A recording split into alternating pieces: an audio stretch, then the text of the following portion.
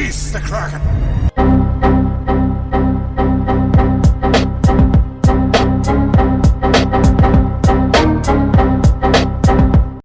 And welcome back, Star Trek fans. Today we're going to talk about officers, and I thought we'd take it way back. We're going to go to Officer Basics 101. Do you know what group synergy is? Do you cram your best leveled officers into the same ship for a maximum power rating? Do you understand fully how captain and officer abilities work? Do you know what triggers and effects are? Well, we're going to address all that, or at least try to. And the first thing you notice is, yes, this is another account. This is a junior account. Thought I'd play around on a different server, experience, new walks of life, new civilizations, boldly go where, well, other people have gone before. But hey, it's my first time here. So, let's take a look at our officers. And we're going to be addressing synergy in groups. There are currently technically a total of 19 officer groups in the game currently. You've got the Enterprise crew, the Klingon Patriots, Nero's crew, Blood and Honor, Romulan Patriots, the Section 31 guys, Auxiliary Controls, Surveyors and Miners, get down to Khan's crew, Mud's company, and then you've got Starfleet Academy, Glory and the Kill, the Another Time officers, Jayla, kind of her own group all by herself right now because they have yet to finish her. And then of course you've got Unimatrix 12 group, Discovery Origins officers, the Discovery crew itself, and then the newest crew or officer group added to the game, the Terran Empire. For this particular video, we're going to focus mostly on the Another Time and Starfleet Academy. I did forget to mention the Shakedown crews. That is the officer group that features Pike, Moreau, and a lot of your ship-specific EXP officers. Like I said, we're going to focus mostly on this group and this group. Now, there are three types of officers. There is engineering, science, command, and engineering. And as you can see, we stumbled into Jayla, and by Jayla I mean no officer group, not finished, she's done, she's broken. Anyway, looking back at our officers, officers have two different traits. Actually, they have three main traits: attack, defense, and health. Various officers excel at various things. Obviously, if you're looking at Montgomery Scott here, doesn't have a very high attack, but he does have an even amount of defense and health. That would make him a more defense, health-oriented officer when stacking your below decks. Every officer also has captain's abilities and officer abilities. Captain ability, for example, Cadet Scotty increases the ship hull health by 10%. That's going to, make your hull health bigger. And then you've got your officer abilities. Cadet Scotty increases the warp distance of the ship by 2. And as you can tell, he is a Lieutenant Junior Grade 2, which makes him a Tier 2 officer. Officers go from Tiers 1, 2, 3, 4, and 5. And of course, when you get enough shards to actually promote an officer, you need to spend officer EXP and or other materials in order to upgrade those officers. And just to bring it up one more, we're going to go ahead and promote Scotty again. And look at that. His officer ability tiered up. He now has +3 warp distance. Every time you tier up an officer, their officer ability increases. Their captain's ability, however, is their captain's ability, and that never changes. That does not grow with the officer, but the stats do increase. Now what I'd like to do is show you a little bit of crewing and explain to you the basics of group synergy. That is, how well does everybody play together? And yes, that is a jellyfish. It's a baby. Isn't it so cute? Anyway, assigning officers. Sort by group, because like I said, we want to focus on these guys. I'm going to grab Cadet Uhura, I'm going to grab Instructor Spock, and I'm going to go ahead and grab Cadet McCoy. Now, looking at them, you've got Cadet Uhura, of course. She has her captain's ability, Scan the Enemy. Cadet Uhura increases the weapon damage of the opponent's ship, decreases the weapon damage of the opponent's ship by 10%. And her officer ability, Cadet Uhura increases the shield health of the ship by 9%. She is a tier 2 officer, I believe. It starts out at 7%. And then they recommend, with synergy, synergy is the benefit a captain gains from the bridge officers. Diverse experience provides the most benefit to the captain, so it's preferable to put an officer of each class on the bridge. By each class, that means command, engineering, and science. Now that we've got our group set up, you see these little yellow numbers here. That's the synergy bonus. Spock is going to be giving her an additional 5%, and of course McCoy is going to be giving her an additional 2%. This is a flat additional percentage, not a percentage increase of.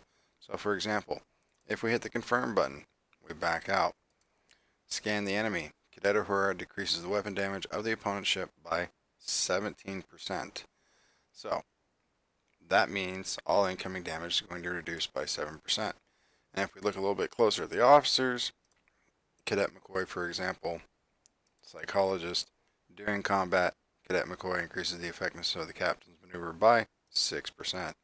Now that we know that's in addition to, that means the 17% now goes up to 23 at the beginning of combat. Now, if you remember, the game says to gain the most benefit from synergy, you need an officer of each class on the bridge. As you can tell, we have one engineering officer, 2 science officers. So if we were to go back and say swap out Sulu, who is a command officer, we would then gain a greater synergy bonus. Sulu, on the other hand, his officer's ability is Fighting Spirit. Cadet Sulu increases the attack of all officers on the ship by 8%.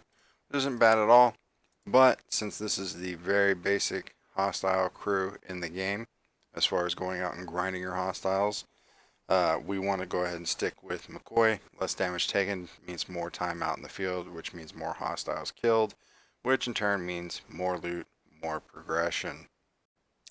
And then of course, once we have our bridge crew figured out what we want to roll around with, we want to go ahead and fill our below decks.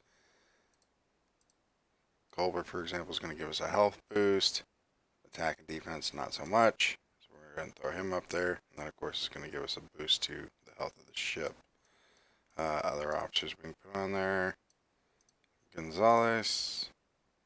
And we're going to go ahead and throw up Chen. So now we've got a 50% bonus here, 25 here, 50 there. Lower level ships like this, it's super hard to get those bonuses up there, but it's still important to go ahead and try and increase those below deck stats in order to help you move along in your adventures in space. Now we're going to go ahead and pop back out, go back to our officers, sort by group, scroll down, and we're just going to do a quick overview of this particular crew group. Cadet Uhura, who we've already covered.